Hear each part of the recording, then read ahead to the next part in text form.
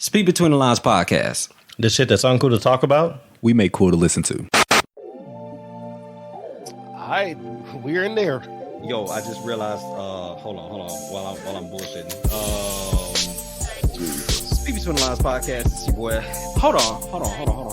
What's the damn intro? It's been that long. All right. Speak Between the Lines podcast. It's your boy. Whoa! I forgot the lead. Speak Between the Lines podcast. It's your boy Young Red. Join with J-Rock. Young Abe is not in the building. We are rolling with my man, Motor Mouth Monster, my brother, Young Dre in the building. My guy, I dead ass forgot the lead. I cannot believe. I'm a little hot right now. I'm a little tight. I'm gonna get it right, but I'm just a little upset right now. I got the episode 116. Yeah, the whisper and all that shit. It's been that long because I know that we've been off the grid, and niggas think we died or some shit like that, or we beefing or something. We quit very loud. One or another. Yeah, one or another. But especially since Abe ain't here, they was like, this nigga Abe, man of the group. But real life, bro. Like again, you can't go on a sabbatical just on a positive note. But again, it's just the black thinking. But we'll get into that. Anyway, we'll get into that too. But yeah, real life. Abe got shit going on. Rock got shit going on. We in our mid-30s, so it's real. It's real out here. I definitely got some shit going on. So, first off, Motor Mouth, we appreciate you for taking time away from your family. To kick it with us. We got a lot of shit to go over. I want to thank you guys for the invite, man. It feels good to be behind a mic again discussing topics that's near and dear to my heart. So thank you for the invitation, and this, might be the spark of something for me. So thanks again. Well, first of all, let's not act like Motor Mouth don't do this. Like he does this. Like he is a professional podcaster. If y'all do not understand the pedigree of this gentleman, the rants that he has gone on, the opening monologues that he's done before, like y'all ain't been doing y'all homework. Do your homework, do your research on my boy. He's legit. Appreciate it, man. I'm pretty sure he's gonna give you a couple takes. He's either gonna piss you off, or it's gonna be like, damn, that's a good point. I never thought about that. So probably a little bit of both. I'm here for it. That should be the main recipe for all potters. You do not want to be in the middle. You want to be all the way right or all the way left. Drop them that gems, is called boy. Provocative radio. Here you go. Drop them gems, boy.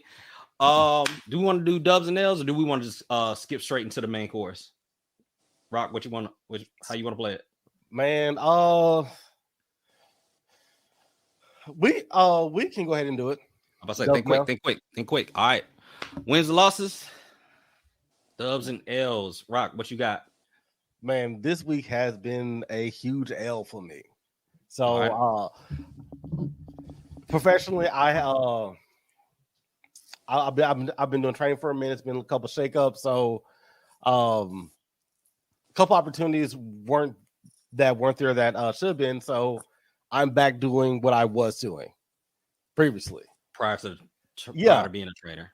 So I know the job, know 100% how to do it, but that shit feels different. Yeah. Because the mind don't go back. So like you've elevated to a point where you're not used to doing it anymore. You're above that.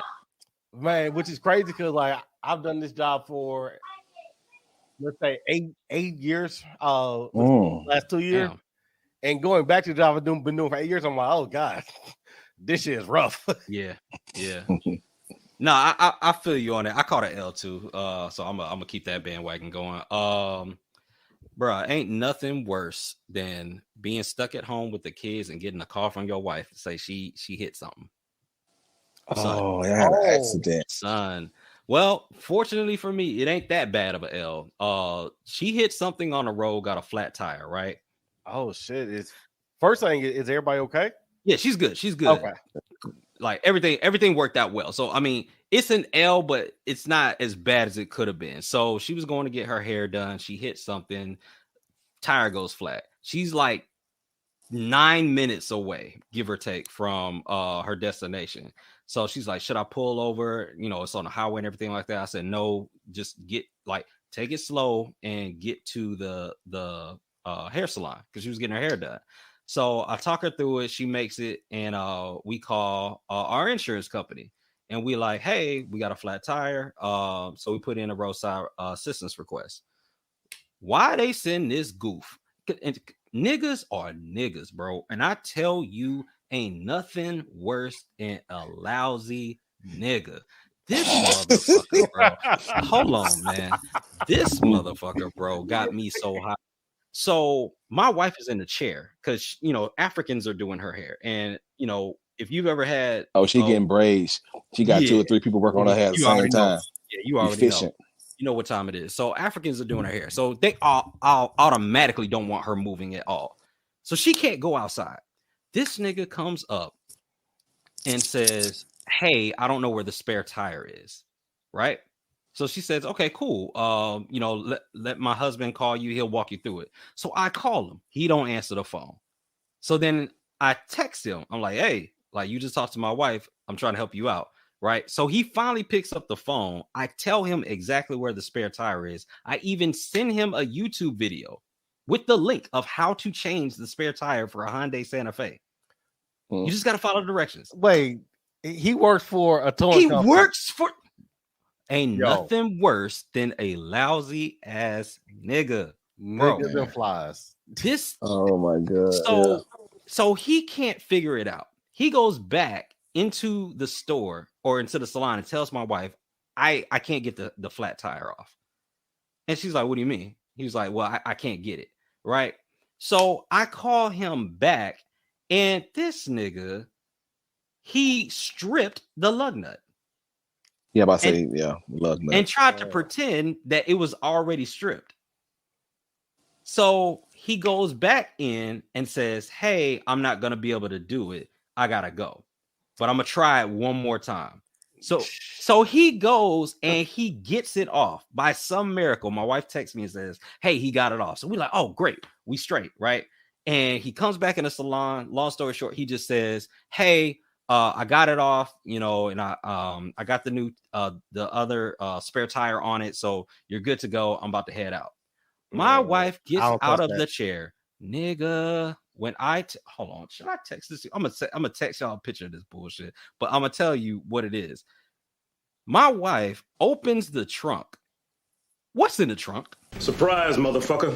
The spare fucking tire. So what's on the car? The same flat that he never took off. Bruh. How? How, bro? Yo. How? Look at this shit. Yeah, you heard the ding. Look at this shit. That is ridiculous, bro. He told her, I got it off. and she goes to the truck. And it's bro. Yo. I was livid, my guy.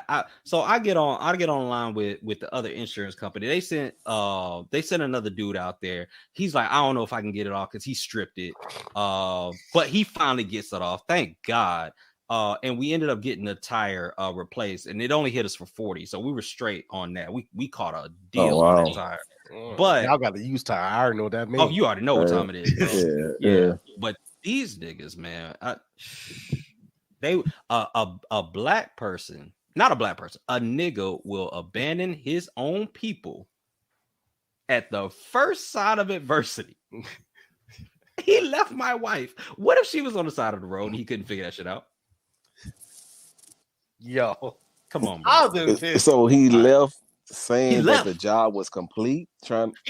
He hold on. I still got the text message from him. Hold on. Let me read you what this nigga texts me. So I text him the picture of the tire in the trunk. And I said, bro, what is this? And he texts me back and says, I apologize, sir. I couldn't get the tire off. I let your wife know. So he straight up lied because the women in the salon all said he literally came in here and told us he got it off and changed the tire. Everybody lying? So he said, I let your wife know I had 2 other jobs I had to get to.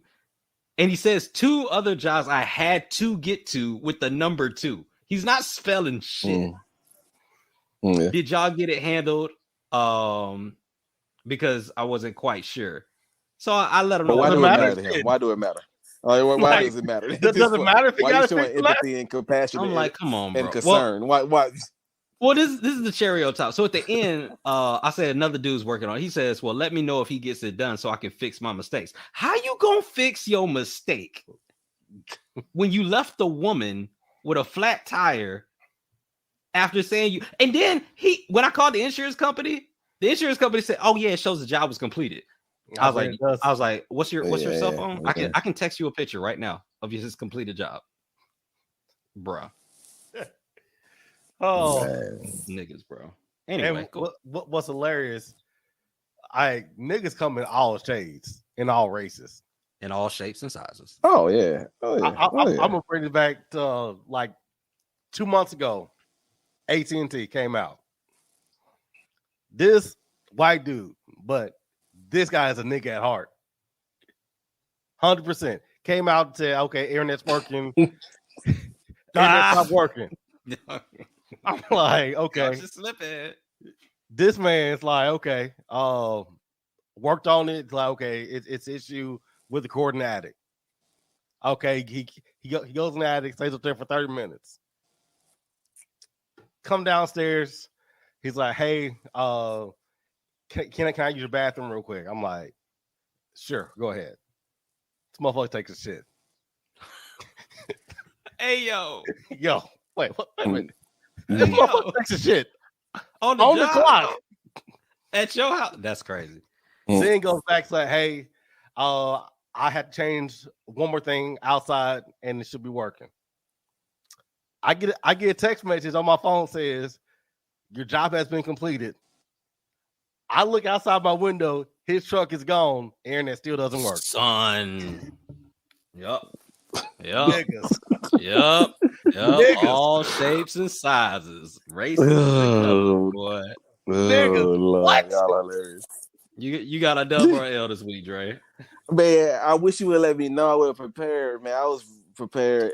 I don't have one, fortunately. All man. Right, that's cool. I'm sorry about that. That's cool. Nah, that's all good. We're gonna keep it moving. And honestly, we freestyled that whole shit. So I mean that's literally the last thing that happened to us. So I'm a prep. I prep for stuff. So I apologize for that.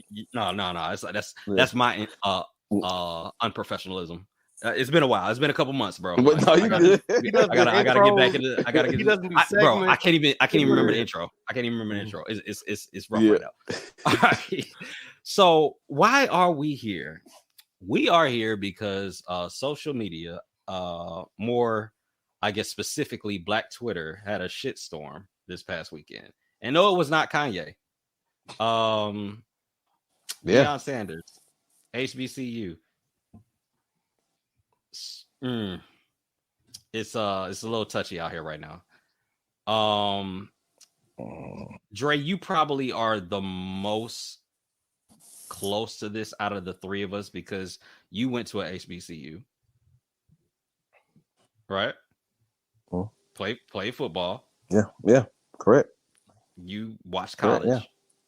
You watched professional football all your life. Right. So you're kind of more intimate with all the parties involved in this.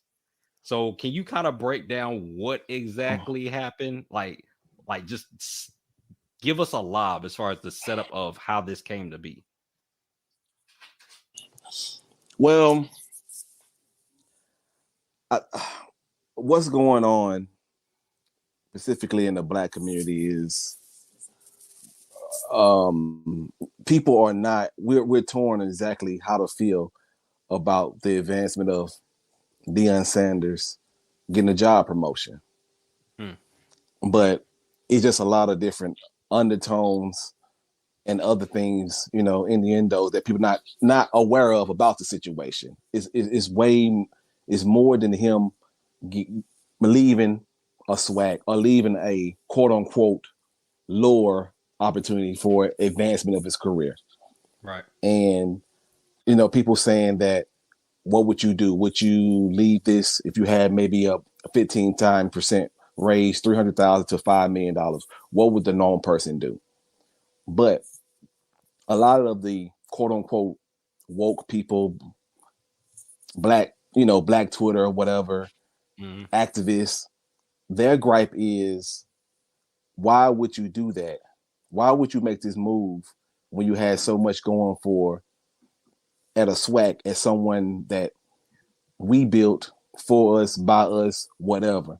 Why would you take this opportunity for, mind you, a lower PWI, predominantly white institution opportunity? So what he did is he went to a school, Colorado, Boulder, Colorado. Mm-hmm. This school is one of the bottom feeders of the Pac-10, even bottom feeders of the whole college football association. Mm-hmm. So in my eyes, and again, I really want to hear y'all opinion first. In my eyes, you don't have to go into saying that if you want to say lower echelon. You just went, okay. I say my opinion. So the thing is with us right now in the Black world, we're saying, why did you abandon us for this opportunity? Which you was telling us different reasons why you wanted to stay. Why did you do this? Is he wrong? Is he a sellout or is he not a sellout? That's the main thing people want to know, because he was brought to this university, this Black institution, HBCU, to do something else, but he's being called a sellout because he went to the white school and quote unquote abandoned us. So that's where we stand right now. So it's going to be the talking point. And for context, so Deion went to a HBCU that was not known really by in a mainstream way. Like, he put a spotlight on that school that school probably, I'm pretty sure, has never seen. Most HBCUs have absolutely never seen. Correct. He also far exceeded, I want to say, expectations completely. Like, for him to win the championship and go back to back the way that he did, while bringing mainstream sponsors on like Walmart and all these other entities, while also generating ticket revenue and all of this. Like, he had an unprecedented amount of success, and I'm with you on that. I think that it's fair to look at it from both ways. What do they say? Pretty much in insurance, like, it's never black and white; it's gray. It's you can see it a little bit from both sides. It just kind of depends on how you want to debate it and argue it. I am not a football fan. I am not a college football fan. Professional, I'm not a Deion Sanders fan. I'm just looking at it from the outside in. I respect Deion Sanders' greatness, though. I mean, he's arguably the greatest athlete of all time. Like, he would, if I made a top 5 to 10 list, he's probably going to be somewhere up there, because for him to dominate the way he did in the NFL and in the major leagues, and to play at that level in 2 completely different sports, and it's just professionally, it's ridiculous. It's ridiculous. Having said that, my first thought was niggas is tripping. They're going a little too hard on him. They're going hard on him because it's like, if you make it's weird, because it's one of those situations where it's almost like you're supposed to die on the sword for the culture, especially when you pitch it like, hey, this is about more than money, because I'm already well off, right? So it kind of stings a little bit when you say, all right, I'm gonna take this pay raise from $300,000 to $5 million. That's a hell of a jump. And it's almost hypocritical to criticize someone like that, in a certain extent, if you just break it down to a regular person level. Like, how many times have we left a job for more money? Or we left a relationship because the relationship wasn't. And that's why I gotta stop you at. That's why I gotta stop you. And because a lot of people say that, and that's really that's how they retort. Deion is not a regular person. And I agree with that. We can't use that as an argument point. And that's what really grinds my gears, people using that. Deion was a person again. He the one told us he already got his 40 acres in the mule. He the one told us, I'm not in this for the money. So if money if people using it as a motivational tool, saying, would you left for the money? I would have left for the money. No, Deion's whole purpose that he was telling or conveying to everyone is, I want to put the spotlight on HBCUs. I want the world to know. I want to elevate this particular group, these institutions, on the same level. I want them to be looked at in the same prism as these other institutions. Okay. That was his ultimate long-term vision. Now, that type of vision cannot happen overnight. That type of vision cannot happen in 2 years. That type of vision can't happen in 5 years. That is something that our kids would experience, that revolution type of change. That is the birth of some type of renaissance. And we thought he was going to be the person going to spearhead that movement. And that is the issue that Black culture, Black people, the quote unquote, everybody want to call them woke, is having a problem with. He sold all these people spewing all this rhetoric or saying how I'm going to change the culture or how people think of HBCUs, and it start from me. And how I'm going to do that, I'm going to stay here. I'm going to build all this. I'm going to put these eyes. I'm going to have endorsements come here. I'm gonna bring college game day here. I'm gonna have I'm gonna have uniform endorsements. I'm gonna have Walmart building new fields here. And that became a problem with the white people. The white people started seeing this exposure this small ass school in Jackson, Mississippi starts getting, and said, this might be a problem. We gotta figure something out quick. Because if he stay on this type of pace in the next 5 years, there's no telling what this small school in Jackson, Mississippi is going to take from us, our revenue. Facts. He got one 5-star recruit last year. If he stay on this pace, next 3 years, he might get 3. In 5 years, he might have 7. In 10 years, he might have a number 1 recruiting class in the nation. Facts. At the HBCU. Facts. And that would have been a huge problem because that would have hurt with their bottom line. They would have been waking up the Black conscious of saying, hey, we don't have to run to them. We got everything right here with our people. We're looking at the stands and we seeing our people raising, cheering for us. We see everything right here. We seeing Walmart coming to us. We seeing Lowe's coming to us. We seeing Amazon. We seeing the Rambazoo because we got the best athletes right here. In around before these schools accepted us, HBCUs, all these FCSs, they was producing the most players in the league, in the NBA, in the NFL. They was getting the first round picks. They weren't coming from PWIs. They was coming from them. Now that was a time before the money became what it is today, but they didn't have nowhere else to go. But now they saw how much money can be generated from a Black athlete, and they started picking away. They started dangling the money in front of them, just like they dangled the money in front of the Deion Sanders, and we started running away because we couldn't compete with their resources, which we still can't compete with their resources. But in one particular area in America that we should be competing with other races is with sports and entertainment, specifically with sports. With the 4 major sports, talking about basketball and football as the 2 major sports. Most of those sports are like 70% minority, Blacks, niggas, whatever. But I'm saying Blacks because niggas can mean a lot of different stuff. Blacks. Yeah. So with that being ran by us, we should have more people in ownership positions. We should have more people in coaching positions. But for them to keep a hold and a restraint of them, they make sure they hold the leadership positions because they don't want us to get in those positions, which makes crazy sense. It should be some type of understanding. We doing all the legwork. Why we don't have ownership? Why we don't have leadership? Right. Let's just start with leadership. But again, I'm not trying to go off a tangent on that. I'm going back to the point of the Black consciousness was about to wake up, and the white person saw that. They don't care what type of job he would have gave. They would have gave him anything if the Colorado didn't work. But they say, you know what? Let's offer him one of the worst PWI football opportunities and see what he bite.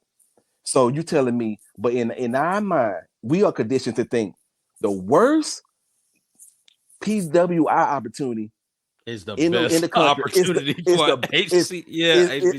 is better than the best opportunity in the HBCU. That's insane. That's crazy to me. That's what we get. You have the best opportunity going to HBCU, but the worst, that's the standard. And then I'm listening to him talk the other day. He was saying it's just things that really just trigger me now. And again, I'm not the person to be even leading or talking about this because I'm an even keel guy. I'm not a person that's a pro, just activist, pro-Black or whatever. I'm just progressive black man, and I know right for right, and I know wrong for wrong. But when he's saying that I took this opportunity to elevate me, elevate. Yeah, that's a trigger word. That's so that's you bad. saying where you His PR team should have caught him on that one. Elevate, bro. So this is just better than all black. Just Colorado's an elevation for real. Oh, that's what we at, Dion.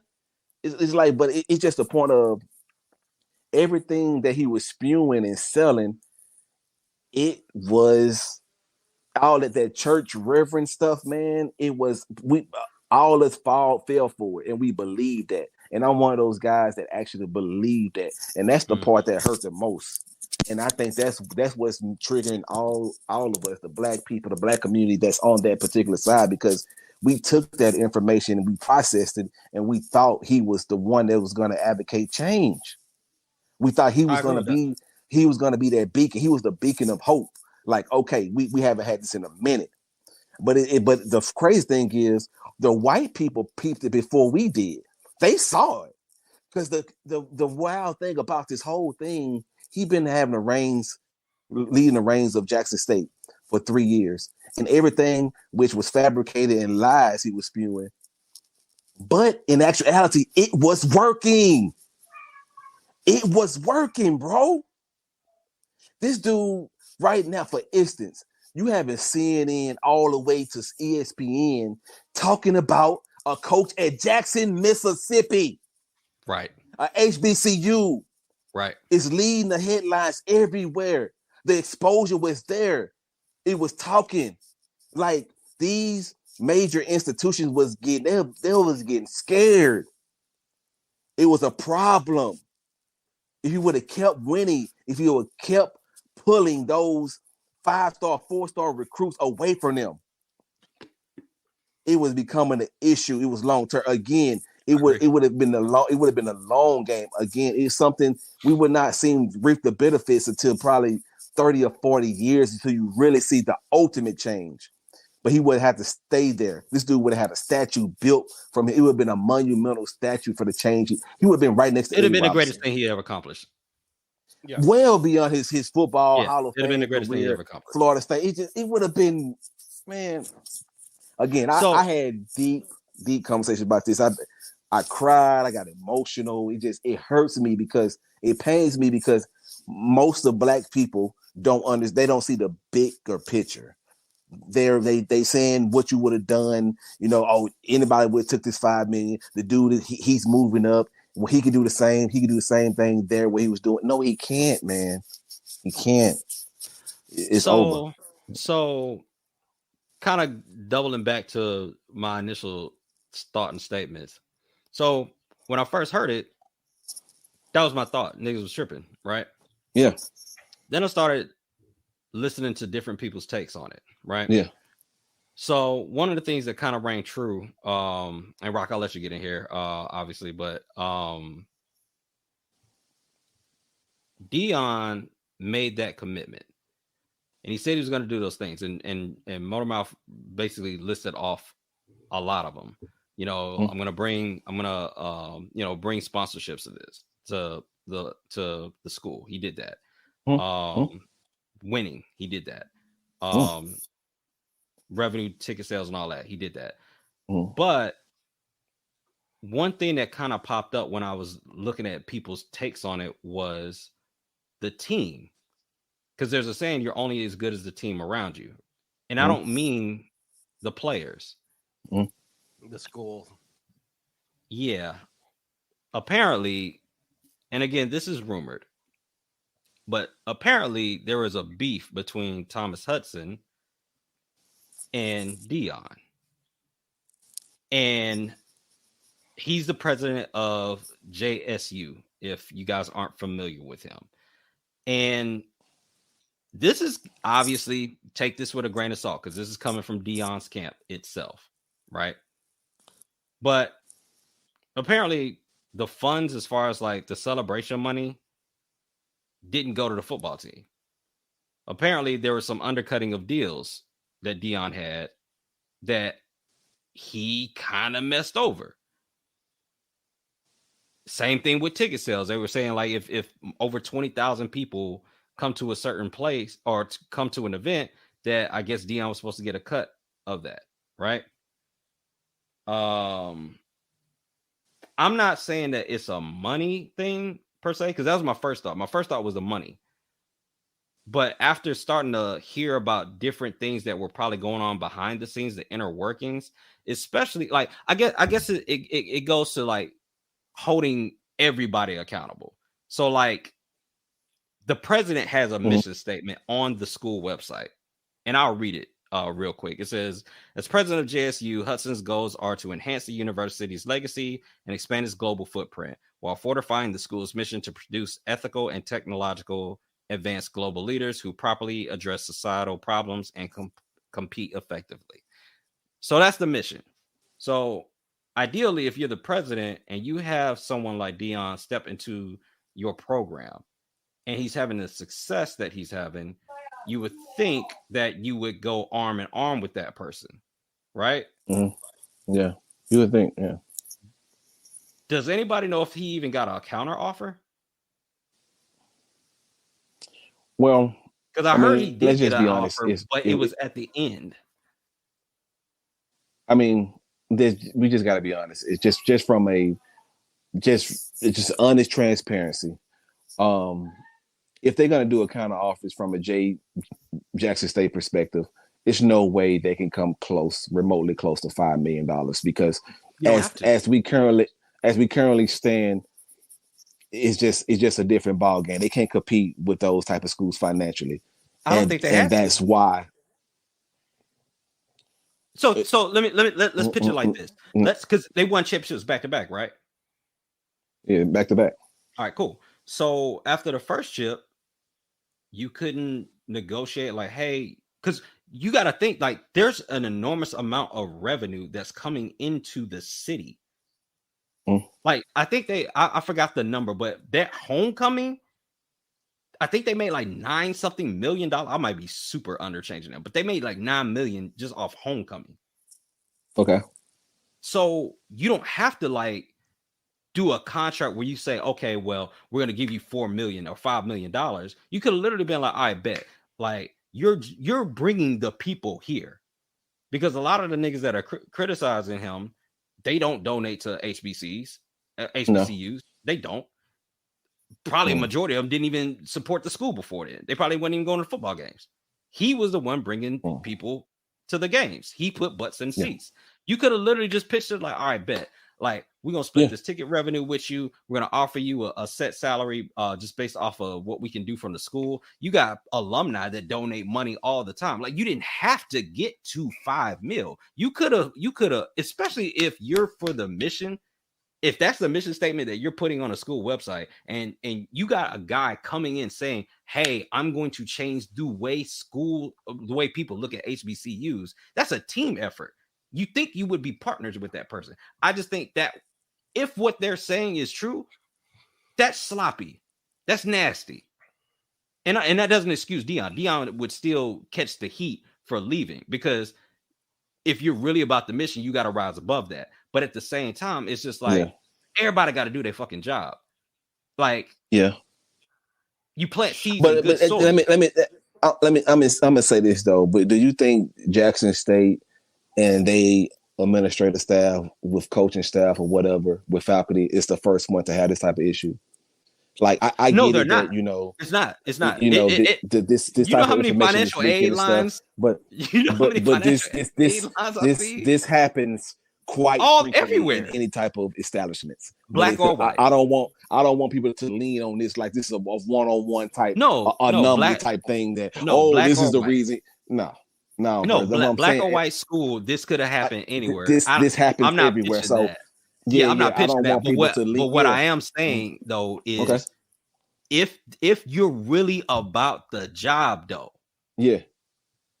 if your intent was pure and you was really about, all right, this nigga literally came here and said he gonna put HBCUs on the map.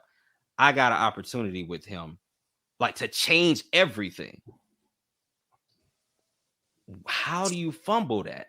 Like, how are you not, like, if you're in the contract, you're saying like, hey, he's supposed to get a cut after 20,000 people or more show up and he ain't getting the cut, it's like, how you fucking it up? That's a layup, bro. I think more will have to come out as far as the pursuit of Jackson State trying to how can I say this? To obtain his services. The more they have to come out. We don't know how far they went to try to, because we don't know if he already, because the saying is he already had one foot out the door. So we got to make sure. But the rumor was that the reason he had the foot out the door was because he was beefing with old boy, with the president. Yeah, with the president. So I get that. So that's the thing. Is like I'm not saying don't flame Deion, but my initial thought was like niggas was tripping.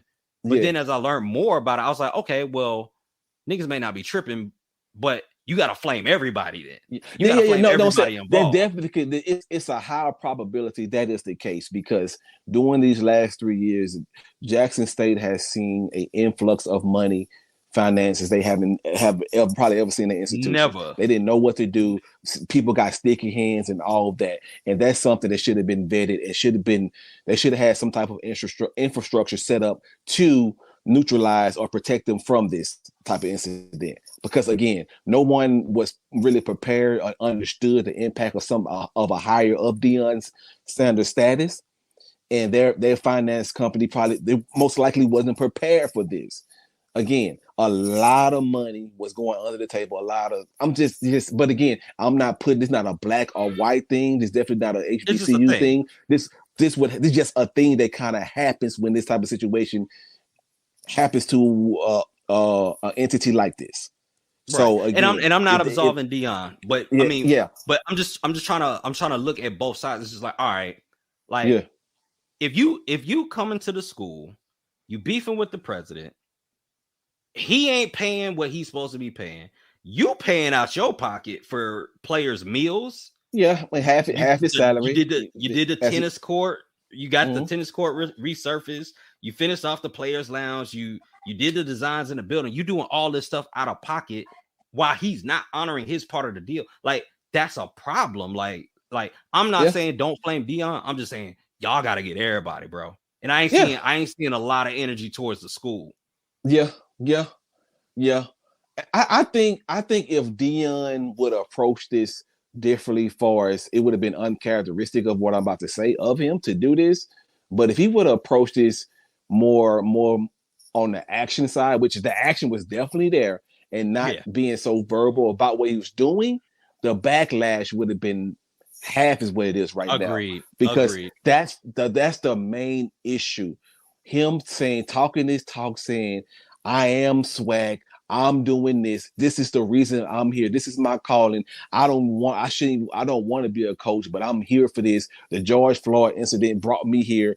I'm here for change, for long-term change. I am swag. And that didn't age well at all, by the way. At all. At all. Like Eddie Robinson Jr., he lost the battle, but he definitely won the war. Like when it comes to that, you know, he epitomized what he had he nailed everything correctly about what he said in his press conference, his presser about Deion 2 months ago.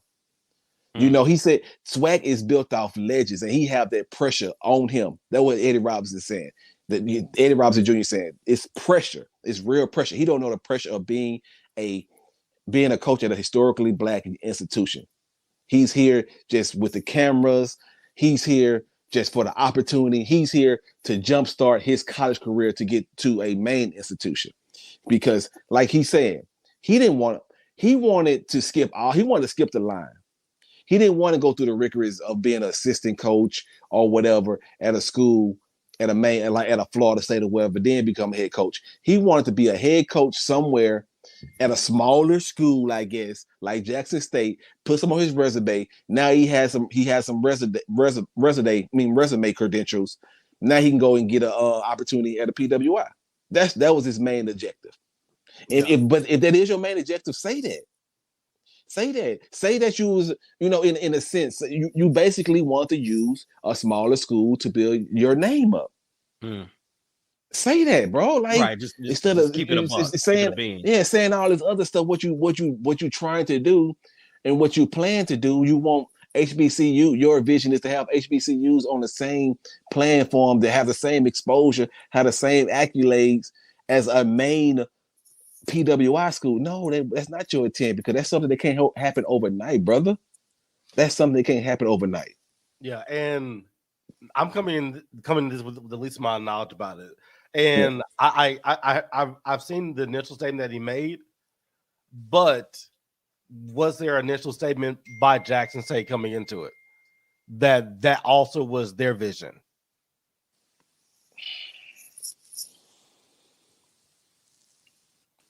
I think it was, yeah, of course it was their vision, because they want to be viewed as they want to be viewed as a predominantly black school that has predominantly white resources. I think that's all HBCU views. They don't want to be casted as a stepping stone. They don't want to be casted as a something that's beneath another institution. Right. I mean, because that's pretty much the microcosm of being a black person in America. You are second, you are third, you are protocol or minority, and I'm not talking about the numbers. You are not on the same level as a white person. Yeah, we might be fourth on that list. Respectfully. Yeah, and it's just a point. And this was a opportunity for us to see something homegrown, something that's us, that was focusing on us, which was he was creating a bridge to that world. He would, man, it's so powerful what he was doing. This dude was doing something that you seen, like something that goes into history books, bro. Facts. Like the path that he was on, man. Like the path he was on. This dude was resurrecting a whole group of a community that didn't realize the amount of the amount of impact, the amount of financial the financial responsibility something like us can have as athletes, right. and what we do. And he just blew it all up just for a quick bag. So and a bag is gonna get taxed heavy. Like the $5 million a year don't even. It's not real $5. It's not a real $5. So I mean, I know the numbers haven't come out with the negotiation for Jackson. And I know Deion, didn't age well saying I already got money, but a lot of our leaders end up having to die for us, and that's a lot to ask for one person, right? So like Cap, perfect example. Like he never backed down. It cost him his career, and he got lucky that Nike had a financial, was like, okay, we can back you, and there's a bag in it, but look what it cost him. So as a community, it's like if we want that support, we have to be there to back the people doing the fight. But see, okay, hold on, let me get a little pushback on that. So what exactly did it, other than maybe his football career that was already dwindling outside of the whole social justice stuff? Yeah. What did it cost him? Because financially, he secured the nice big bag from Nike endorsement, which is it's on par for the money, which is on par of the money he would have got in the league. So, and then right now he has a persona that transcends above football. Yeah. So, Rock, I respectfully disagree with that. I feel like Kaepernick is on a bigger platform than the football career could have ever gave him. Oh yeah, no. So, yeah, that's a great pushback, actually. Visibility, yes, but it's like how many of our people actually come on the other side of that fight? Like Cap is the exception. Okay. You know what I mean? So it's like, granted, Deion, yes, he does have money, but at the same time, he like, how long can he realistically keep on doing this for pennies? Well, hold on. Okay, hold on. I don't want to lose this thought because there's a couple points about that though. Mm-hmm. With Cap, I mean, there's an argument to be made that honestly, like that taking a knee was the best thing that happened to him outside of the death threats. Yeah. And like, I mean, because if you think about it from a popularity standpoint, it's skyrocketed. He's way more known than he ever would have been as a football player. He's not getting hit because he wasn't playing. So that's preserving his body. Some of these players, dog, when you see them in retirement, like it looked nasty. It looked bad. Mm-hmm. He got the Nike deal, which is probably the biggest bag he ever got. He's got TV shows. He's on, like, I mean, they were think about it like this. They were putting pictures of Cap next to Martin and Malcolm and Obama. So if that knee thing never happens, there's no, like, he's revered. I'll put it like that. What he got in exchange, it was reverence plus a bag. And that's not to discredit, you know. I mean, but the thing is, like, you had to give up your dream. You had to give up what you spent 25 years of your life preparing for and fighting for. I mean, it sounds good, but I don't know. I'm not gonna take a dig. Cat was on the back of his football career. That's what I'm saying. It's not like he missed his prime. He didn't miss his prime though. It's like I mean, I get it. I'm gonna keep it a buck. I'm gonna keep it a buck. I'm a 49er fan. Cat wasn't a good football player anymore. All right. Thank you. Somebody said it. I didn't want to say it, but you pushed me to a ball. Thank you. Like the nigga wasn't, like, what are we doing? I don't even watch football, and I know that. It ain't like it was Peyton Manning or he was Tom Brady or something. Like he was just lining up, you know. Because I'm pretty sure if his skill set was still in demand, them white folks would have worked it out. Bro, do you know how many niggas Jerry Jones has pulled out of the gutter? Like, they had a nigga playing for the Dallas Cowboys that stole underwear out of Walmart, bro. That's what I'm saying, man. Come on, man. Like, if he had the skills, like what's the saying? If you cooking, they booking. Right. They will find a way to pay you. Right. But regardless, moving on to the Deion Sanders money thing. Yeah.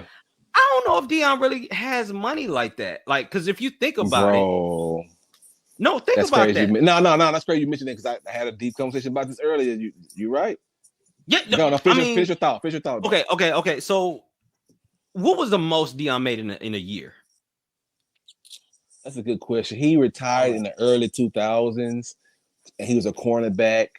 So he probably never seen more than. I'm gonna be generous. He probably never seen more than $6 million a year. All right, so I'm being generous. Yeah. All right, so let's just say, it's 6. So it's taxed. Yeah.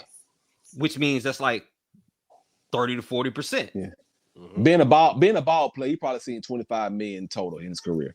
Right. Okay, and that's probably way high, but I'm gonna just say 25 million. All right, so let's say 25 million in his career total, which means that he probably only saw about 13 or 14 million of that. 13, 14, yeah. You know, maybe 17, right? Yeah, we can be generous, say maybe 17. He's getting 5 mil per. If you're only seeing 17 million in your career, and now you're getting 5 mil, and that was 20 years ago. That's what I'm saying. Like I don't know. Like, that money dries up quick based off of lifestyle. 3 out of every 4 players basically go bankrupt or broke. So I don't know if he wasn't incentivized to take the bag because he needed it and just made a business move. Yeah, but what he spoke on and what he insinuated always throughout his last 3 years is. It was never about the money because he's quote unquote financially secure. And that's the message. And that's the message. He said the same thing he was running for president. He said, y'all can't buy me. And as soon as he got in office, that motherfucker bought and sold his ass. But check this out though. This goes back to this. this goes back to the bigger picture, J-Rock.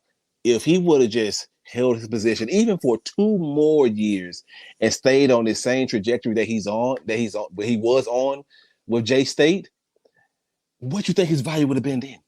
Well, and the thing is, even if he didn't get a dime more from the school, just the endorsement deals alone, just all that. I mean, you got to think about just for instance, a guy that did something for the culture, and it just coming to me. Dave Chappelle turned down $50 million from Comedy Central because he didn't want to sell his soul. Yeah, talk that shit. He went on a hiatus sabbatical for 7-8 years. He come back and he's demanding $200 million contracts from Netflix. Easily. All while keeping his soul, his sanity, and not selling out. He still got his point across. I'll do you one better. He walked away from that deal from the Chappelle Show and arguably became, if not the greatest, a top 3 comedian of all time. So he got the accolades, he got the money, he got his integrity, he kept his soul, he kept all that just because he wouldn't compromise his conviction. He won't compromise his conviction. And it's all about timing. It's all about patience. If Dion would have took that same, the roadmap was there. That same street that David took, he could have the same damn thing in the sports realm. But we don't know what's really happening with Dion. It could have been some stuff that, I got this stuff I got to deal with. I can't wait. I get it. I mean, if he that, you got to find a way though, bro. Like you got to find a way, bro. Like if you that well off, bro, you got to. Well, I can't say that. I'm about to say. Okay, well, you know what? No, I ain't no pocket watch it all. But if you struggling like that, for how long? He was going by 5-6 years. But I'm just saying, melt that damn gold whistle you got then. That's some money. You walking around it. You got gold rims on your golf cart. You got the chain. You got this big ass house right here down the street from me. And come on, dog. Like it, Momo, man. Come on, bro. Like, you can get when you make a certain amount of money, you get a bunch of opportunities thrown at you, bro. He could have made. Yeah. He could have made if you think about it in the grand scheme of things, too, $5 million ain't a lot of money. Not in 2022 for a rich person, for in the rich world. That's what I'm saying. Yeah. Like if Dave Chappelle's getting $200 million contracts to do 1 hour specials, and you have to coach a whole season to only get $5 million, come on, man. $5 million ain't a lot. Yeah. I mean, when you look at it, when you look at it from a rich man perspective, I'm pretty sure it's a lot more money on the back end. Right. Well, I mean, maybe, but again, I'm not. Allegedly, he don't have to spend all the money out of pocket for everything that he's spending where he's at now. Yeah, but my main thing though is like, but the image that he was out there doing, it just the image he was portraying. If he wasn't doing that, he's acting like he's well off. And that's a problem. I'm saying this goes all beyond. Like he was always giving out the perception, money ain't a thing for me. I ain't here for the money. I'm here for the culture. I'm up here for building up I'm building character in these young Black people. I'm letting them know they don't gotta go nowhere. It's enough right here. We gotta invest in our own. Money was never a motivational tool for him. It was a calling. He said he was called by something special. He was called by God to do this. He did say that. And I hate when niggas do that too. I hate when niggas say that. That's what I'm saying. That's what I'm saying. So we need the whole money conversation should be nothing to talk about, or even a talking point when it comes to discussion why people feel this way about Dion. Because the people that I'm defending, again, I'm still in the middle, by the way. I'm just trying to give narrative why that side people don't really understand how they feel. I know how they feel because it's just a point of me knowing y'all are Black. I know the Black experience. I can speak on it when I want to, and I know what we go through, and I know how we are still disenfranchised as people. Facts. You know what I'm saying? And I know that we gotta work twice as hard to get half as much as they have. That haven't changed, bro. That haven't changed. It ain't gonna change. Until we get together and learn how to unify. And it's just a unified thing. And we got to stop. Once we start doing better in life, we give our money right back to them. Facts. I'm looking in the mirror talking to myself right now. I went to hood. I went to schools with 100% black high school. I went to college with it's 95% black. Graduated for both. I give back to my schools again when I go home because I feel guilty. I ran away. I lived in the hood when I was young. I don't stay there now. Why? Because I feel like where I'm at is better. Why? Because I'm conditioned to think like that. Because I'm part of the problem. I mean, well, it's also. What you mean? That's part of the problem.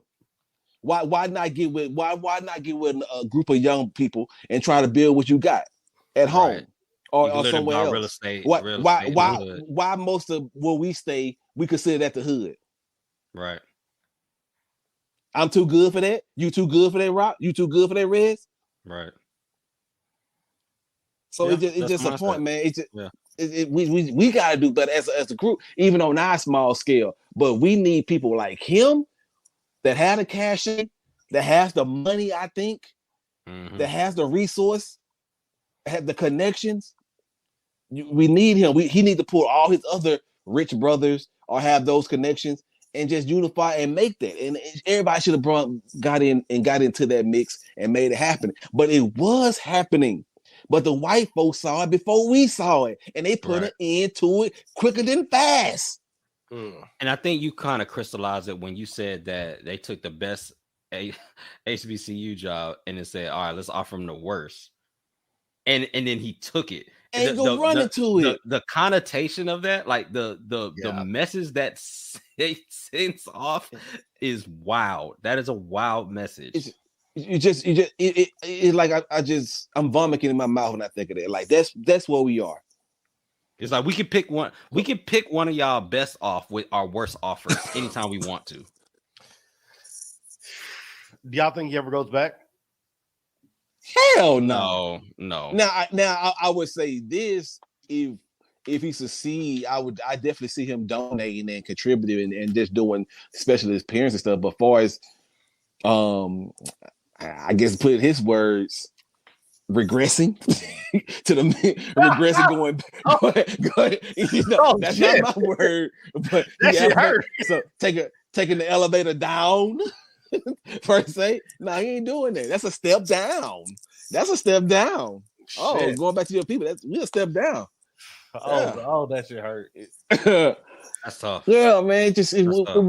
It was an old interview, like with you know, I just look at the old stuff sometimes, like the Negro League, like with Central Page and all those type of players. They got highly offended back in the late 50s, early 60s about when they felt like they were saying going to the major league was a step up, knowing they got the best damn baseball players in the Negro League. Why you consider that the best league and we got the league? What you mean? This is what a talent is. And you could take that same analogy and apply it to today's in football, even though it's not the same. Believe it, I hate to say it, they do have a better player. They got all our best brothers in the PWI, but they couldn't say that 40 years ago, 50 years ago. But why that trend can't turn around if someone invests into the program, if someone sacrifice. And again, if Dion did this and stayed 20 and 30 years, the dude would have sacrificed so much. He would have been a sacrificial lamb because he would never been properly compensated. I get that. Right. But somebody got to do it. Somebody got to bite the bullet. Somebody got to be Jesus at some point. Another thing. Why are we trying to put all this pressure on one black man? No, we're not trying to put all the pressure on one black person. But we got to have somebody to be the voice and the face of it. Right. And somebody. And he fit the bill too. He had the aura. He's one of one. There's no other Deion Sanders. Yeah, he was perfectly built and equipped for this, to be that person. I mean, the way he was talking and moving and acting. And the dude did so much for Jackson State. And mind you, I don't know if you noticed this. I keep saying Jackson State. I haven't said he did so much for HBCUs yet. People saying, and people be mistakenly saying he did so much for HBCUs. He did nothing for HBCUs. He did amazing things for the isolated school of Jackson State. Damn. So let's keep that. Can we correct that, please? That's a bar. Because again, because Because my school, in instance, their revenue flow didn't increase. Their budget lines did get higher in the last 3 years. We still at the bottom. And then forget the Division I or PWI school. We are behind FCS schools, white FCS schools, Division II schools. If you don't know what that means, they have better opportunities. They have better resources. They have better connections than us. Damn. We are the bottom of the totem pole. And to see my school that I went to was on Sports Center. My school was on Saturday prime time on the yard. Even though it wasn't for us, we was the competitor, but we was the school that was playing. Right. And that was a beautiful thing to see. Never thought in my that goes all the way up there with, again, this experience is 10 times, 20 times better. But goes up there. When I saw that, I go all the way back when I saw the inauguration of seeing Barack be the president, Obama. Black guy. Yep. Like damn, that shit, something I thought I'd never see. Facts. I'm like, damn, this is an awakening, bro. Like this is happening. It's happening. And just seeing the pride, seeing the distinguished, it's just everybody walking with their chest out. Like, yeah, HBCUs. I went to one. You see us on TV. You know what HBCU stand for now. Like nobody even know what that was. You know, white folks know what that is. White folk, boy. If you watched Undisputed, a clip of that today, and Skip was listening to Shannon, and Shannon kept saying, they doing this, and Skip was like, well, who is they? And Shannon was like, my people. And every time be like, yo, they mad and all this stuff. Like Skip literally was like, he ain't know. Like they were clueless about all that stuff. Man, don't get me started with the coonery of Unc, man. Like somebody sent me a clip of Unc, Shannon Sharp. I'm talking about, obviously, how he was trying to defend his boy Dion for taking this, and he just came out so clueless. For him having pretty much the same background as me, and who all other black people. He went to a small school, Savannah State. Mm-hmm. He was damn near raised in poverty. For him not to have a better understanding or see the bigger picture, it was really disgusting. And when you have people like that on TV speaking from the black experience, he set us back, man. He really do. And Unc normally don't do that, but it's like it just was a bad look. It was a bad look. Some of the things he was spewing on that television, and you want the people in that position with that type of platform to really disseminate the right message for us. Right. Even if it come out defending, if it come out being a trigger to your audience, choose not to even speak on it if you're going to go the route that's going to discourage or set us back a few steps. Because all the work that Dion was doing, even if it was a mistake, even if it was drawn or it was for a different, if he had a different motive for it, it still was great work that Dion did. But bottom line, nobody's disputing that. And again, you just can't have our personalities that look like us on television. I heard Stephen A. Smith. I heard I hear him. I heard the Ricky Smileys. I heard but you had people that had a great understanding. The people of the likes of what is it called? Bomani Jones. Yeah. I heard Bomani killed him. Yeah, Bomani had a great input because again, his parents, his family went to HBCUs. His dad went to Southern. So they understand. It just, but again, if you're not gonna say anything that's gonna help the cause of the movement, just don't speak at all at this point. It just, I don't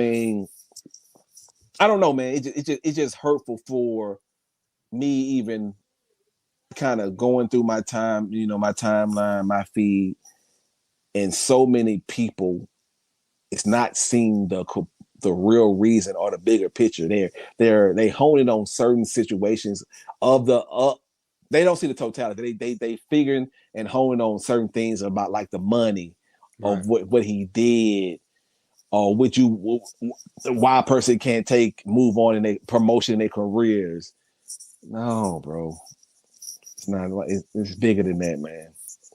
Well, that's why I wanted you to. That's why I wanted you to come on to discuss this, because I knew this was something that needed to be discussed. Obviously, because like we've been on hiatus for the longest, but I felt like you would be able to touch on it in a way that we couldn't, or even shouldn't, without being intimately involved in that. So that's why I appreciate you giving your perspective on that.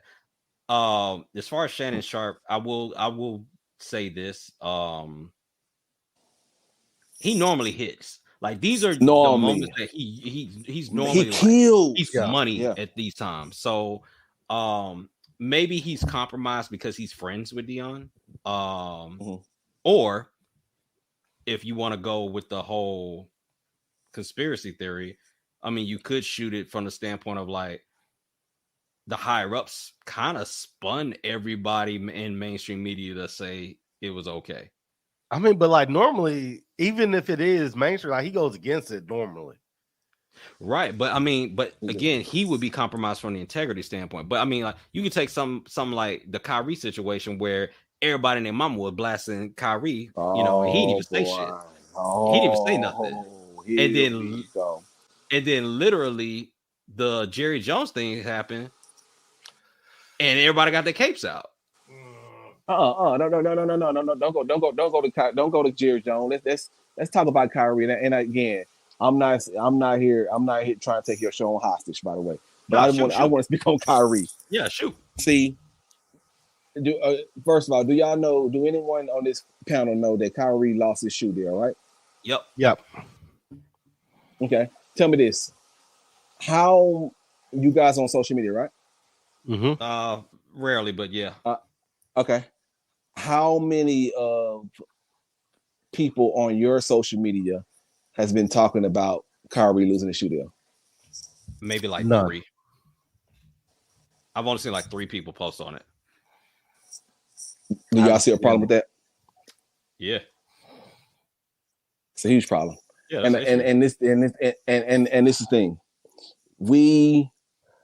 This dude did everything that he was asked possible. to do. He did everything that he was told to do. Yep. To retain his basketball career, to retain all his endorsements, everything the white folks told him, everything every other nationality told him to do. And what they do? They still screwed him. They still strip him of almost everything. His main endorsement he has. Yep. And that was a telltale sign saying, niggas, you better stay in your place. Even when you do everything right, we still gonna spank you with this proverbial whip in your back. Yeah. Yep. Dave Chappelle warned that. I don't want no but again, we as a community, we are so enamored by everything else.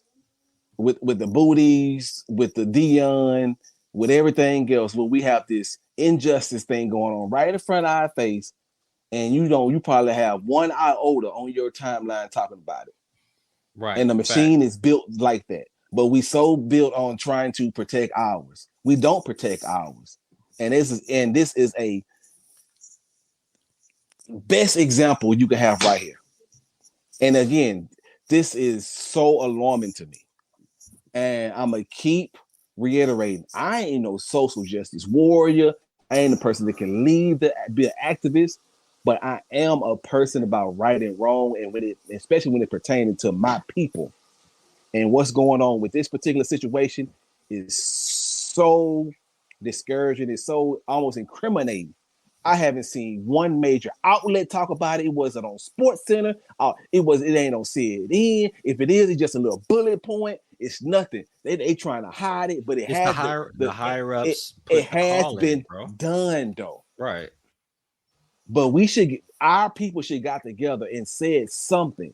Do they know what? Think about it.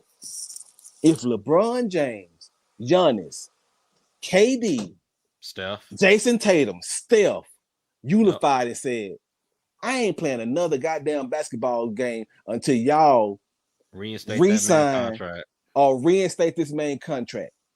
That contract would have been restructured within 24 damn hours. Immediately. We have to understand, we have to realize the power we have, especially when it comes to sports. We have to realize what type of influence we have. We have to realize what type of financial influence we have. They can shut down the whole league, which means we'll shut down so many revenue avenues for people. They will work that out. But now we're going to let this man get his shoe deal gone. We're going to let him go out there and do whatever. We're going to make jokes about it. And those people that really pissed about, people that's joking about how he lost his shoe deal, I don't want to delete people, but I almost started deleting people, some of the people. Like, it's crazy, bro. Like, it's bigger than, it's just so big, and we just got to start seeing these small things, bro, that just goes under the radar. We rush under the rug. It is what it is, but it just shows you the control and power they have over us, and they shouldn't have it. Well, that's kind of where I was getting to with the higher ups from ESPN and Fox Sports and all these other mainstream media. It's like, okay, whatever they want to get promoted or pushed, they get pushed. When the Kyrie situation, so we can stick with that. When the Kyrie situation happened, Stephen A was all on Kyrie's ass.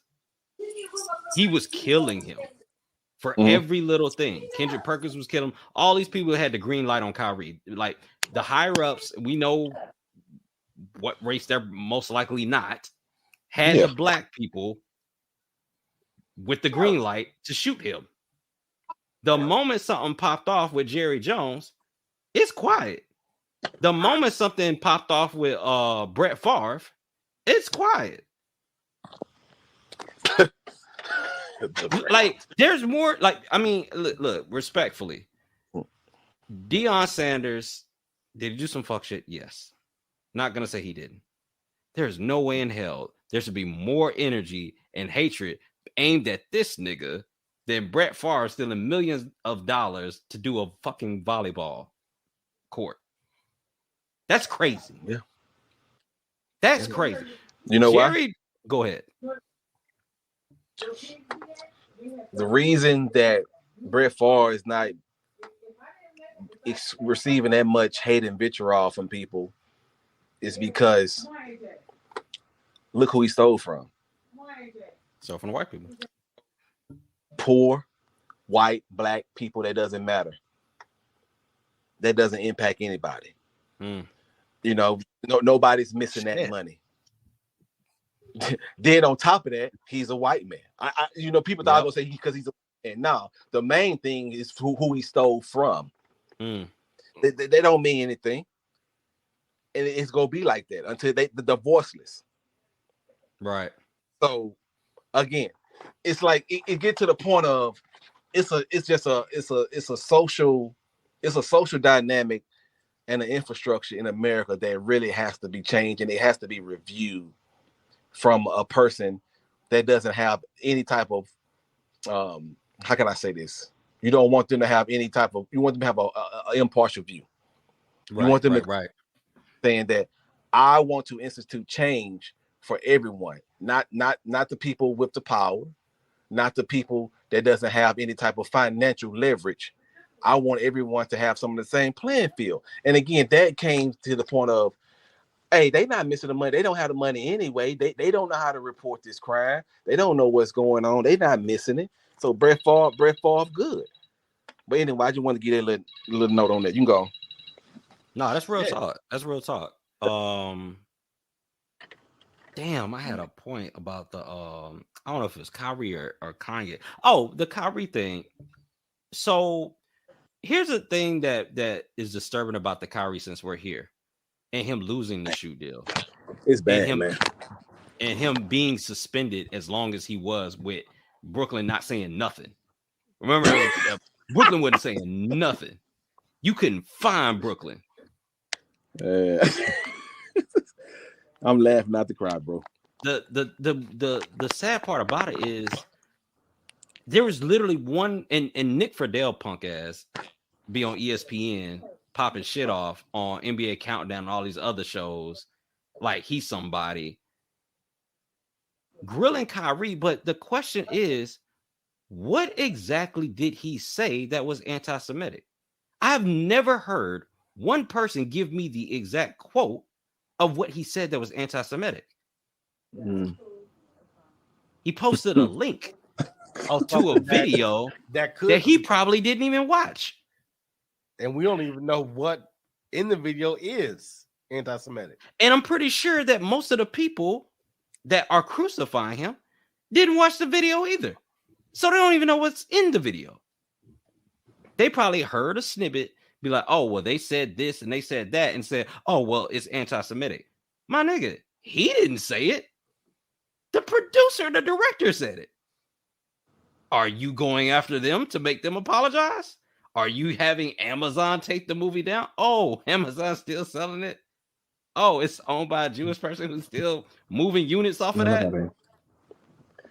How I'm trying to figure out how the work of someone else fell on a black man who said nothing, and he lost everything for the most part. His career could be over. Yep. When the creator of the movie, facts, man. Creator of the movie, I ain't heard nothing about nobody's black. I don't even, bro. This is how bad it is. I don't even know the director's name of that movie. I don't even know who even plays in this movie. Well, it's a documentary or whatever, or mockumentary or whatever they call it. But it's like everybody involved with it. But yeah, that's what I'm saying. Like, if this Nothing's was such a happening with big them. deal of like this is an abomination against like this is an attack on the Jewish community. How come we don't know the names of the people responsible for creating it? How come we only know the name of the person who posted the link? And honestly, if he really wanted to just get out of it, he could have just said, I got hacked and kept it moving. Yeah. Yeah. No, but you know, he definitely couldn't do that because he's a person that stands on his word, you know, right, wrong, or indifferent. So but he was saying, you know, remember he was being very reluctant to even apologize.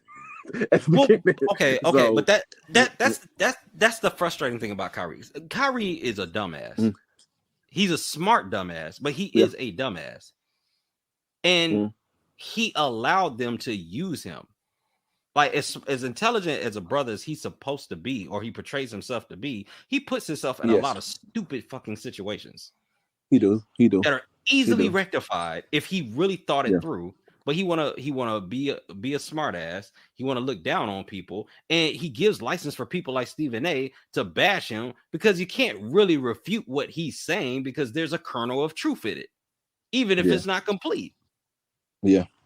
So and it's the same, and you can say the same thing about when Kyrie spewed those things. It is a kernel of truth to some extent, but again, he a person that really can't elaborate on his thoughts, and he don't think it all the way through because he has a lot of intelligent minds around him. And again, the dude is smart himself. He went to Duke University. You just can't walk into there. Yeah. But it's just a lot of his thoughts is not completely matured. And he put himself in a lot of precarious situations with a lot of his free spirited, thought provoking stuff he say. And him being a basketball player, that's something that he might want to work on. Or I mean, again, you know, Jason. Not Jason Tatum. The other. Jaylen Brown. Jaylen Brown is one. Jaylen Brown's the truth, bro. Jaylen Brown is one of my favorite players outside of just him being a great basketball player. He's one of the great minds in basketball. The dude, at best, he has a future outside of basketball. He's gonna do great things for his community, man. The dude. But I'm speaking on him because when he's a guy that he's much younger than Kyrie, but he can learn. Kyrie can learn from him. Get your stuff together all the way when you speak on these type of issues, because when you speak on these type of issues, you got to learn how to have retorts because it's going to come with questions. You got to have the answers, and Kyrie don't have those complete. Just like when LeBron was trying to, he made his thing. he made the first statement. page of every fucking book he read, bro. Not even that though. No, when he made the point about he was questioning the media why he haven't been asked about the Jerry Jones situation, which I found I found it pretty funny, but I am impressed and grateful that he took on that challenge, even though he wasn't prepared for it. Right. But he did take on that challenge to ask the media and put their feet to the fire, even though he didn't get them a chance to because you saw he backpedal. He was like, "Oh, I don't want you to ask me now," but because that opened up a whole other can of worms, and he would have messed. You know why that was for it, though. You know why he did that, right? Well, he needed to get it. I would assume he needed to get back in the good graces of Kyrie after throwing him under the bus. Because remember, that's part of it. He had to get in the good grace of the black community for when throwing Kyrie out of the bus. He was trying to get in the good grace of all the black community because he been getting torched by us by that episode of throwing Kyrie under the bus. Mm-hmm. So he was trying to find some type of way to get us to reestablish his connection. Like he for us. Right. That I'm gonna do this. I'm gonna go and stick my neck in and say, hey, I am for us. So I don't know how genuine that it wasn't or that question was. He say nothing until Jaylen Brown came out to Kyrie's defense. Jaylen Brown is the one that really got the ball rolling on the whole Kyrie defense thing. And like, hey, y'all doing too much. Yeah, right. Because they asked LeBron first. And LeBron was like, oh, him and Harmon, like, well, Commissioner got to do, what he spoke from the heart. LeBron spoke to the heart. None of he spoke from his heart. Yeah. And that's how he truly felt. But he saw that backlash and he saw all that negative energy he got from Black Twitter, and him and his team got together and said, okay, let's do this. Let's find something we can do.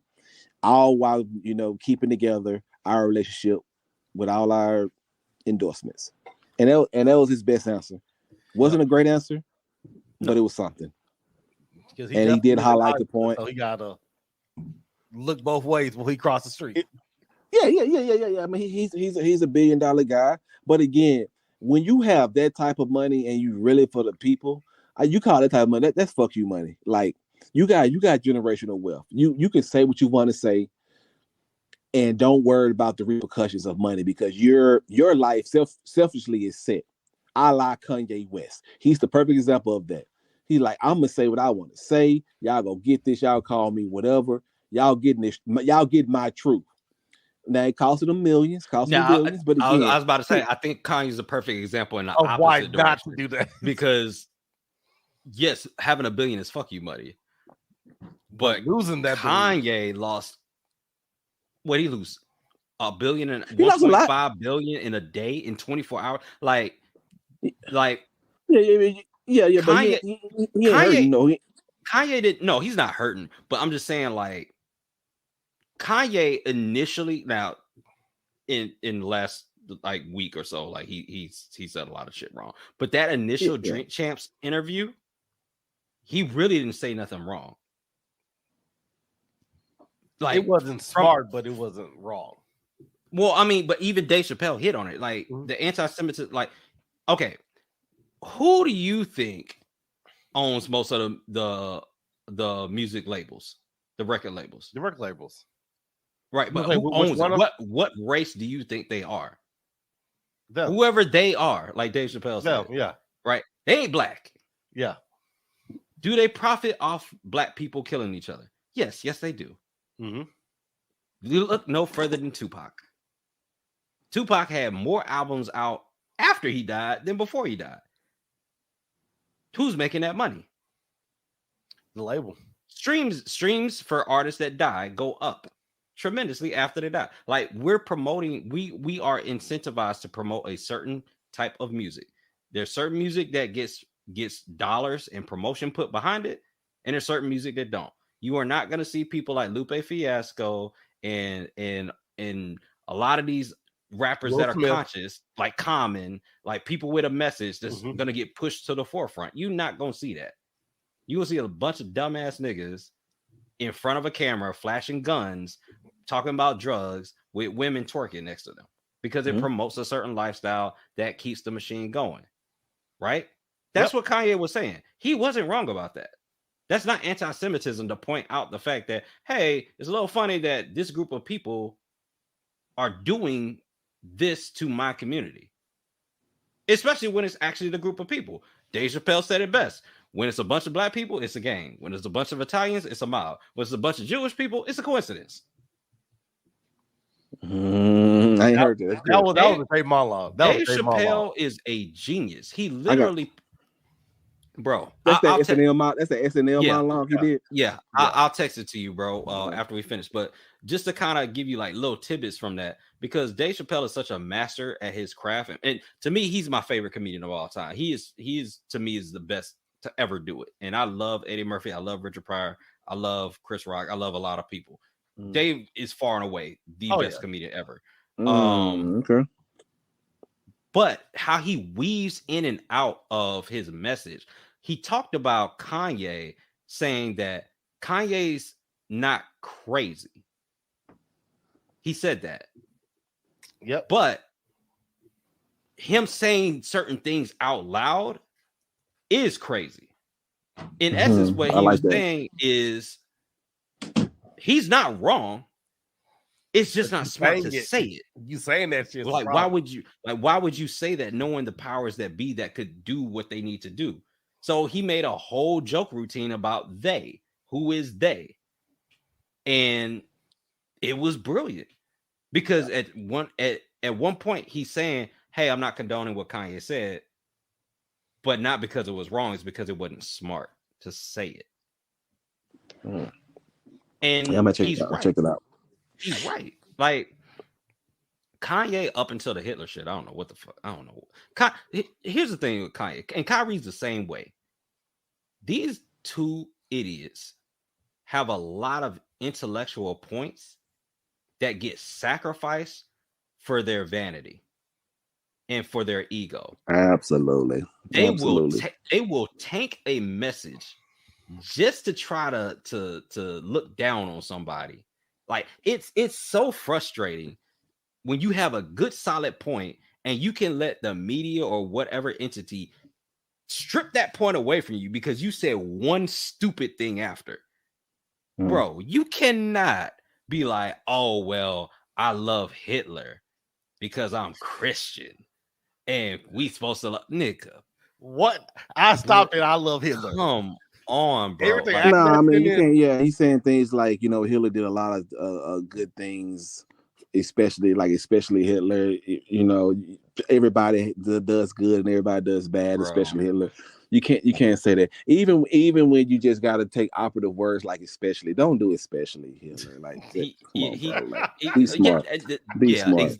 You got too much intellectual property to make those especially kind of highlights it. That's a great point. It highlights it. It's just that operative word. Come on, bro. He trying to get cute, bro. It's like you niggas are y'all too cool for school. Y'all trying to get cute and make somebody look dumb, and y'all end up putting yourself in a worse position. So now the whole message is tainted because what they say? A rotten apple spoils the whole bunch. Yeah, you had a bunch of good nuggets of truth in there. You said one stupid thing and got smoked. Yeah. Greatly said. I mean, you nailed that. You nailed that. Yep. Slavery is a choice. Oh, this nigga, bro. But that's what got me mad about the black community in the first place, because he should have been canceled off that years ago. But that's the thing where the Jewish community showed us what power looks like. Oh, 100%. Like, and it's kind of ironic because Kanye said he's jealous of them because of the power that they have. And it makes sense because they displayed the power that he's jealous of on him. Yeah, they said what black people should have done and our community should have done when Kanye was popping off that slavery is a choice and all that dumb shit. We should have excommunicado that nigga on sight. Like, he should have been cooked right there. But we ain't do that. Yeah.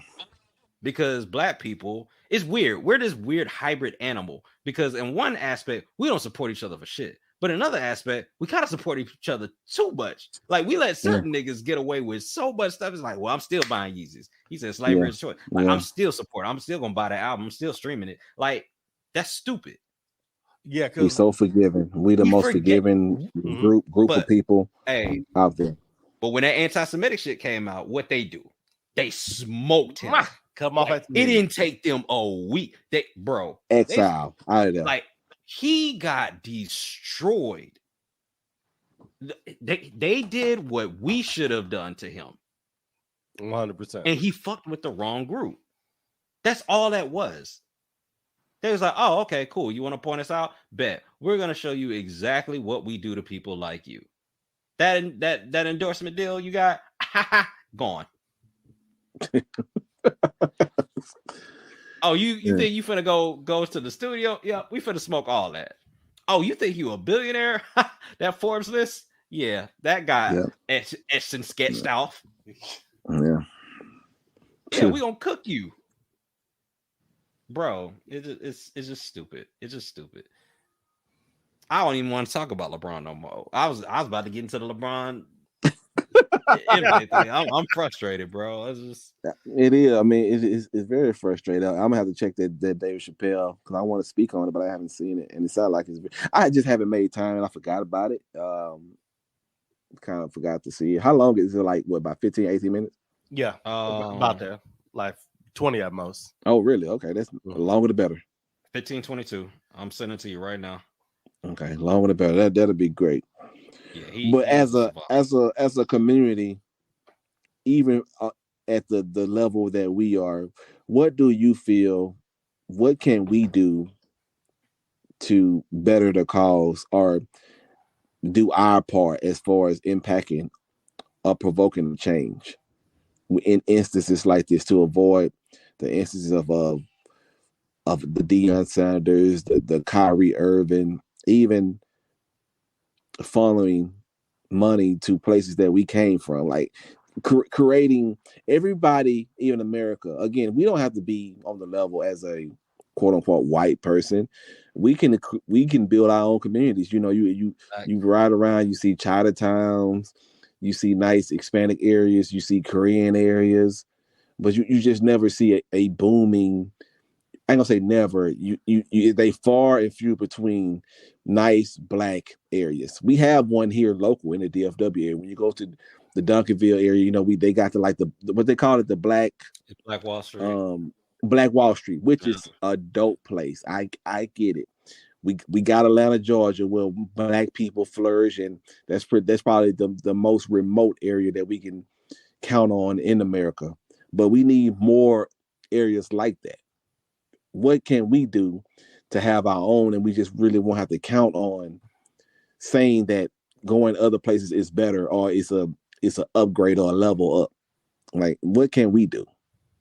You know, you saying that kind of reminded me of this guy I ran into where I think I met him at a church, but he's a builder. He's a real estate builder. And what he was proposing was a bunch of black people investing in building a community. So they would basically, what was it? They would pay to buy a house, but the house was being built by them themselves. So it was like, so let's say Dre, you wanted to buy a house. He would basically have you get the financing for the house from the bank, obviously, right? But you would be the one helping the contractors build it. Like, he would teach you how to build the house. And in exchange for that, you basically got the revenue from it. And he had a bunch of black people that were all doing this. So they bought like a strip. They had like a whole strip of land that they were developing on. And I think like 95% of the population were African Americans because they were all building their own homes. Yeah. And the whole vision, and I'm probably going to misconstrue some of it because that was like pre-pandemic. So I'm not quite sure how that turned out because obviously material got short. Yeah. Everywhere. But the whole idea was we're going to have a community where we are going to live. We're going to build our own stuff. We're going to profit from the building of it. And then we're going to teach other people how to do it so that we're continuously profiting on our own. And then he bought a lot of real estate in South Dallas. And he showed us, because I remember looking at a townhome he built. It was like four townhomes right next to each other. He built them on a corner, and all the residents were black, and so they were like talking about how they went through that process. So I don't know how tangible that is, just because I haven't talked to him in years, but Yeah, it would be something along those lines as far as like economically that would help us. I think as a community that would unite us, yes, and sir. doing something like that. Yeah, And then more importantly than that, especially if the quality of the houses were built well, that's usually going to attract more companies to the local area. Because yes, I think the problem with our communities is strategically they aren't funded by tax dollars. You know, the red line. You can always tell where the red line is just by looking at the grass. If you cross the red line into a white neighborhood, you're going to see those tax dollars are cutting that grass. There's a certain type of business that are allowed in there. Yeah, Pawn shops aren't allowed in there. and you're gonna see a Starbucks Payday too. loans aren't allowed. Yeah, Chick-fil-A, Starbucks are That's the automatic. telltale sign, right? Chick-fil-A, Starbucks, and Target. That's the main three. That's they three. If you see a Chick-fil-A and a Starbucks, you got It's a wrap. You're in the right You cross the red line. You have crossed the red line. Yeah. But honestly though, I didn't even cut. I just want to get to the point of, Kyrie lost everything, right? Yeah. I want to get to the point that the black consciousness, understand that it is different opportunity, or this is probably a blessing in disguise. Why not take this opportunity and have a shoe made by a black-owned business, a black-owned shoemaker, wear that shoe, even if you got to invest your own money at this point. Kyrie got the money. Take a chance on somebody. Mm-hmm. Just make sure the quality of the shoe is playable. That's it. It's the quality of the shoe. Give a young black person an opportunity to create a shoe for you. Sign them and see what happens. Wear that shoe. Put the money back in. You know what I'm saying? Keep the money with us. Don't go run into Reebok or Adidas or whatever. And just, I just want us to take chances. Yeah, 100%. It's a LeVar Ball pitch. But quality. And that was very ballsy. And the financial implications is it's probably not going to work out for you. You got to be honest. But again, what you're going to do is you're going to create exposure. If you ball out, you're going to have all these black little boys, even a white kid's going to start buying black. And that's when it works. Stuff. And that's when we got something going. Because when you got something going. Not to cut you off, but you hit on a point there, because usually when black people get white people to buy stuff, that's when it takes off. Mm-hmm. Yeah, no doubt. Like that's how hip hop works. I was about to say that any hip hop artist, where Drake, MJ, when they really cross is when they started tapping into the white market and they started buying all their stuff. They call it crossover. Yeah, the mainstream. You cross over. Yeah. Can you cross over basketball? And I mean, now you get to the point. If Kanye team was really about that, once they start stripping him of everything, this dude should have started. Okay, y'all want to play this game? I'm putting the rest of my money in all black banks. The rest of my designs gonna be all black. My whole team will be black. Who make my shoes? I'm gonna put the rest of my product in all black owned warehouses. Just okay. You bought this move? Show me. Kanye's not about that move, bro. I didn't see that type of action. Because he's not about that move, bro. Like all that black people shit, you saw him talking on Drink Champs, right? That's what I'm saying. Yeah. Okay. Look at his actions in his interviews after that. Every interview he's in there with a white guy that's a neo-Nazi. Yep. Yeah. So where are the black people, Kanye? Where are they? Now he did talk some heavy shit in that parking lot though about the sacrifices and about people just disappearing and dying. That ain't no accident.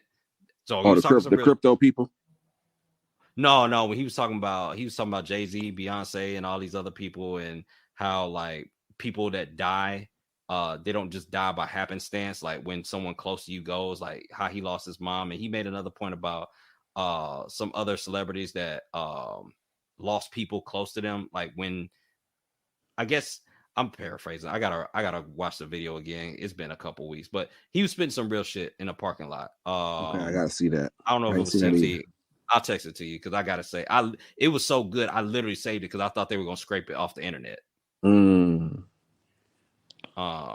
But regardless, the thing is, Kanye be talking that Black Power shit, but then he always rolling around with a white motherfucker that hates Jews. And again, it's like you're gonna destroy the message by trying to be a smartass. You know these niggas are trying to pin you with the anti-Semitic shit. So you bring a neo-Nazi to meet with Trump? First of all, you meet with Trump. Then you bring a neo-Nazi. So it's like there's nobody in his corner that is clearly advising this nigga. Yeah. Or he's just not listening to anybody. I think it's more the second. He's like, I've made it this far, made all this money. I know what I'm doing. It's like, you see where this is getting you. Bro, Kanye's been a dumbass. Yeah, he has. And for him just being one of my favorite guys, he pretty much, it's not even right to say, he kind of one of the main corporates of molding my personality, who I am now. The dude had so much influence on me. It's really hard, and it's hard to say and hard to relate. And I don't know, was I under some type of spell or whatever? But the guy I grew up with is, again, Kanye was early 2000s. It's not Kanye is now. You made a point of, like, he was one of those guys that actually was, he was getting out there. He was disseminating the message in hip hop that other artists wasn't doing. He was a guy saying, he wasn't talking about guns and all that. This dude had a number one hit, Jesus Walk. He damn near had a Christian song on the charting on the charts. Yeah. And he just was coming from I'm a black guy from the hood. No, I'm not a gangster or whatever, but I was in the hood, and I got this message. The dude talking about polos, just everything. It wasn't the normal message, and he broke through. He went through the back door and he made it through. It just, everybody had an artist you just related to, and I don't know. I just don't know who he is anymore. He was the chosen one. He was the one that was supposed to break the mold. Hold on, I'm gonna just play it for you because it's short. Hold on, I want you to hear this. All right. They can't control you. You get what I'm saying? They can control Shaq. They can control Charles Barkley.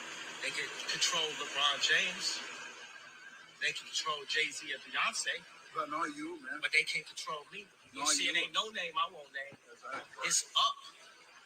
Not you. You know what I'm saying? And just for minutes of Farrakhan, I love you, but the way you read that, I took that as a slight. You know what I'm saying? I'm taking no disrespect to nobody. So let's get on the phone. Let's talk that out. I don't care who you are. I ain't taking no slice from nobody. Right? I ain't taking no slice from nobody. It's God. That's the only person that I serve. My mom ain't here. My mama was sacrificed. Me too. You understand? Yeah. I'm Christian. Michael Jordan. What about him? His daddy, right? Bill Cosby, his son, right? Dr. Dre, his son. You know, out in Hollywood, a lot of people come up missing. Feels like it might be a lot of that in order to control, traumatize. They want to monetize and traumatize.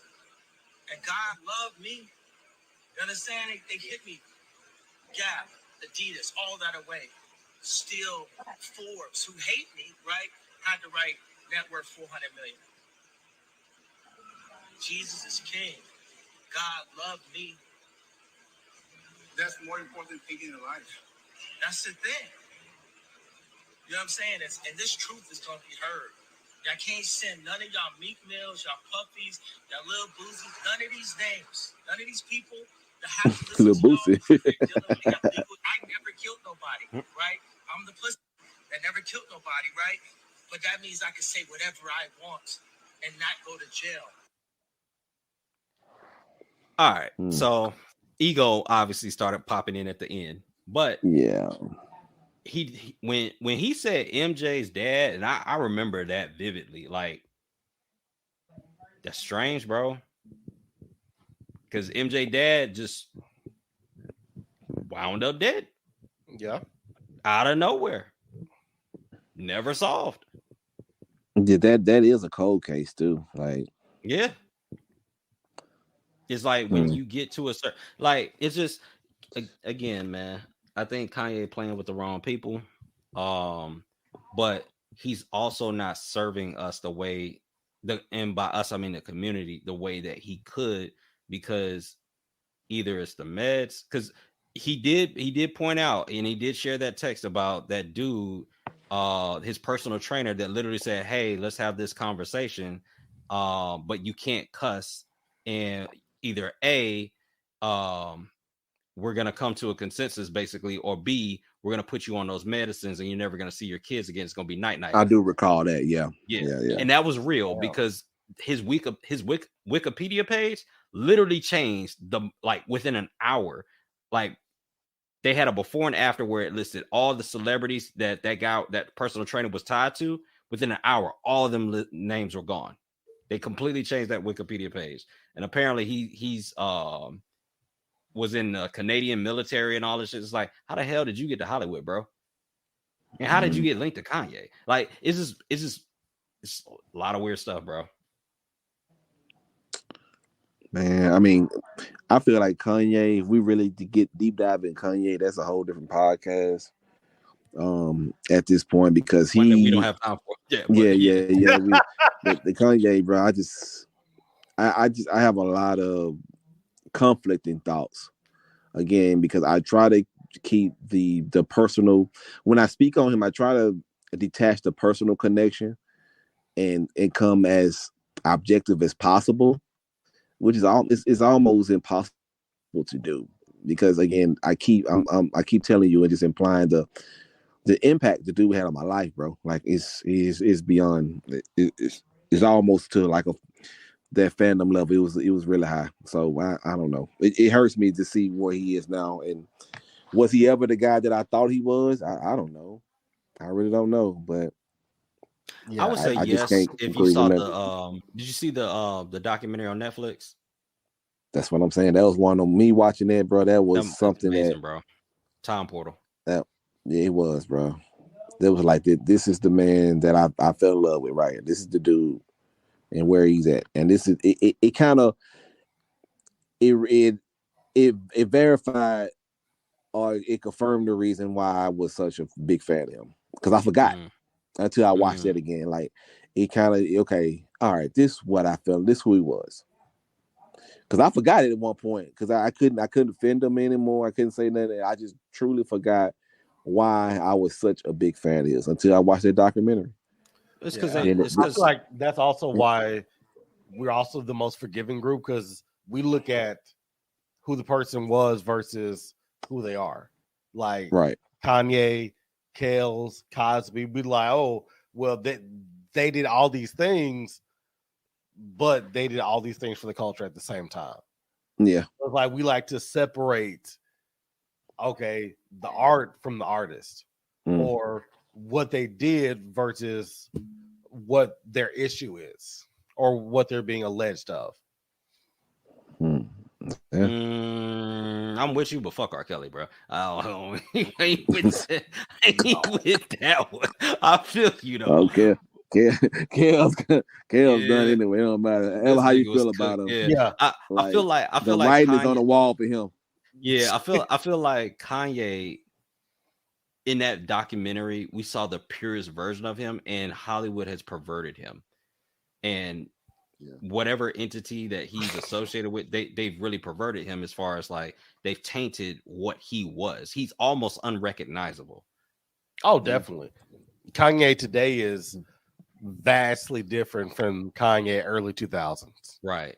So it's just, and it's bro, he's slaying a lot of niggas right now. Just as far as like the demographics he's like fucking up right now is ridiculous. Like, he's fucking up the black community, he's fucking up the Christian community, he's fucking up the Republican community. Like, he's kind of like, he's really like a albatross on a bunch of different communities. Yeah.